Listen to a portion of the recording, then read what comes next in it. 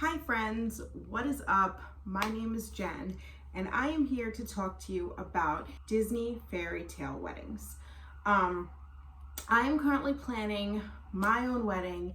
It is at Disney. It is not a Disney fairy tale wedding, but I was kind of researching Disney weddings, Disney fairy tale weddings, different types of Disney weddings before I was even engaged. I got engaged in February of 2021. But I was researching like 6 months to a year prior, and I found it extremely frustrating that I couldn't find a lot of information on having a Disney fairy tale wedding, pricing, menus, different options, different questions that I really wanted answers to. So now that I've done more research and I am 10 months from my wedding date, I wanted to share some of this information with you guys because I figured it might be super helpful. So I have my notes here because there's a lot to cover. If you're anything like me, getting married at Disney is a total dream. When I started looking into it, I realized that unfortunately, it likely wouldn't be in the cards for me because of my budget. So it's kind of important to understand a little bit of distinction here. There was an older pricing structure, which is what I looked into, and a new pricing structure. Old pricing structure, they were collections. So the first one is the Memories collection, ceremony only, 4 people plus the couple for $3,500. And I was like, $3,500 for 6 people, ceremony only. I was like, yeah, I'm gonna need like 50 people. So that wasn't happening. The Escape collection with the ceremony only up to 18 people plus the couple was $7,000 to $8,000 depending on the location. And then the Wishes, which, I mean, if we're being honest, is like, if you can afford it, it's the dream, right? The Wishes collection. So ceremony and reception, 18 people, has a minimum of $11,800, including your location fee, and a food and beverage minimum for dinner of $190 per person, as well as an enhancement, which is a vendor minimum. So all of these numbers can change based on day of the week, location, and time. So once I found that out, I was like, 11,000 plus 190 times 50, and that's plus service charge, plus taxes, you know, and then you have to add gratuity on top of that. So I was like, yeah. Vendors like the photographer and the florist and the videographer can go towards the minimum, but if you book through Disney, you're paying a lot more for them. So just keep that in mind. One photographer might be $1,500, where a Disney photographer would be $3,000, you know, and I'm just making these numbers up. But just so you know, you're gonna be paying for Disney more. You cannot hire any of your own vendors for any outdoor locations. So now, moving on to the new pricing structure, your event minimum expenditure it could be anywhere from $5,000 to $50,000 depending on your time, your location, and your day of the week. Okay, so brunch is $140 per person plus tax and service charge. Lunch $165 per person plus, and dinner $190 per person plus. So as an example, to shed this light on the new pricing structure, just the ceremony only at Magic Kingdom's East Plaza. This is also on a Saturday night. It has a fee, just a venue rental fee of $25,000 and a minimum expenditure of $40,000. So now you're having to find your vendors and make it equal up to $40,000, and that is just your ceremony, okay? So none of these options with the amount of people that I wanted were really within my budget. It may be for you, but that's not even the point of this video. The point of this video is to tell you guys things that I either found interesting during the process of learning or wanted to know so badly and you couldn't find information on it. Here's 13 things I learned that you might want to consider when booking a Disney fairy tale wedding or when looking into booking a Disney fairy tale wedding. This is no particular order, just random. So, number 1, Disney events or Fairytale Weddings, both of them, will not even talk to you until you are at least a year out from your wedding date. If your wedding date is March 2023, reach out to them in March 2022, because otherwise they will tell you that they can't discuss it with you. Also, you are limited to the vendors you can choose because of the minimum expenditures and other requirements, such as you can't hire any of your vendors if you are having an outdoor reception. Disney requires you to book a certain amount of vendors with them, okay? Number 3, you can use outside vendors, as in non-Disney vendors, if you are in an inside location for floral, or you can do your own flowers yourself, as long as you meet the minimum expenditure that they require you to meet with the vendors. Number 4, if you book your photographer with Disney, you can request one, but it's not guaranteed. If you are going to book a Disney photographer, you should do your research and look up Disney Fine Art Photography and see who Disney works with and who are the best ones. Because if you're going to pay a certain amount for photography anyways, you probably want to find out who the ones with the best reputations are. You can give them, as far as I've learned, you can give them a list of photographers that you want. You can choose up to your top 3.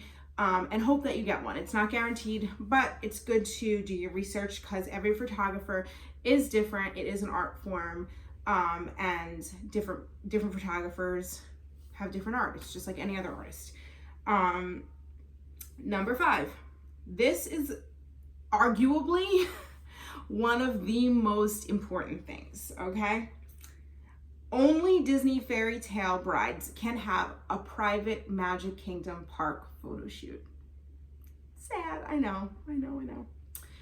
But if you do not book your wedding through Disney Fairytale Weddings, you cannot, under any circumstances, have a Magic Kingdom park shoot. You can have a photo shoot in any of the other parks, and I should say you can't have a private Magic Kingdom photo shoot with your wedding dress on.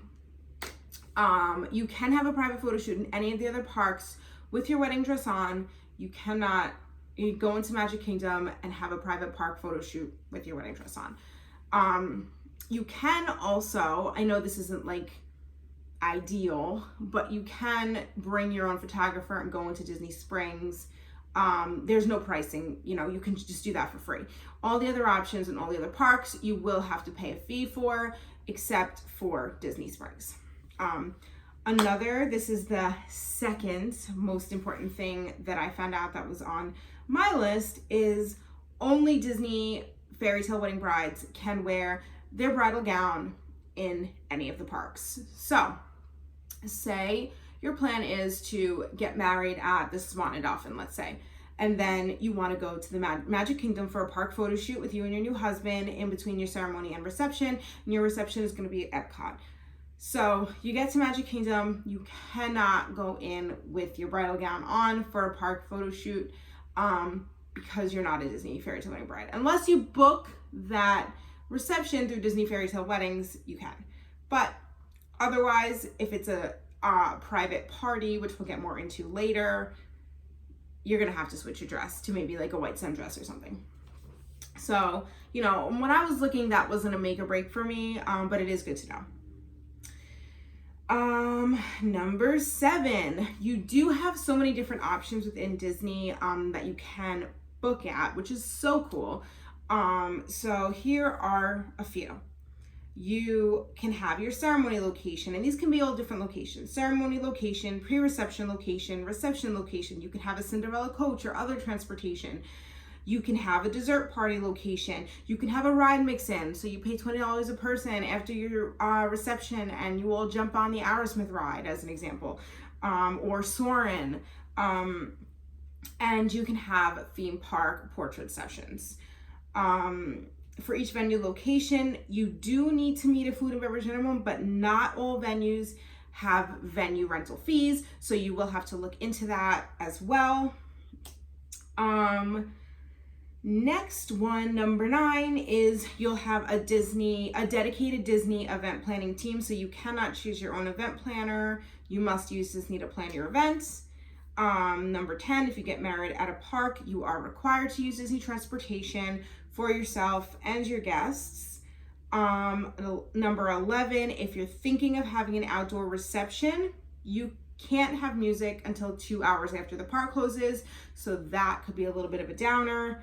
But if you do book, let's just say Epcot, an outdoor location, you and your guests do get private firework viewing, which I think is absolutely amazing. It is a dream, so that is definitely a positive. And lastly, if you book a Disney fairy tale wedding, all your guests do not need tickets. Now, again, this is based off the research that I did. You will definitely want to do your own research. I'm gonna add some links into the description of this video. One of them is going to be the Disney Fairy Tale Wedding Guide. This woman, Carrie, she wrote it. It's basically everything you want to know about anything Disney weddings or a non-conventional Disney weddings. I'm also going to link the new pricing structure so you can look into that. So you can kind of see, like, based on location, day, how the pricing fluctuates, ceremony rental fees, all of that. And yeah, if I can find any other links, I will link them below. If you have any questions, feel free to leave them in the comments.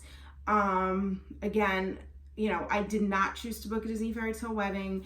I am not the know-all of everything, but this is just things that I have read, that I've experienced, that I was looking into. So I wanted to share them with you because I know a lot of people might have the same questions that I had when looking into it. Oh, and there's an amazingly helpful group on Facebook. It's called Diz Brides, D-I-S Brides, all one word. They are amazing. Carrie, the woman who wrote the Fairy Tale Wedding Guide, is also in that group.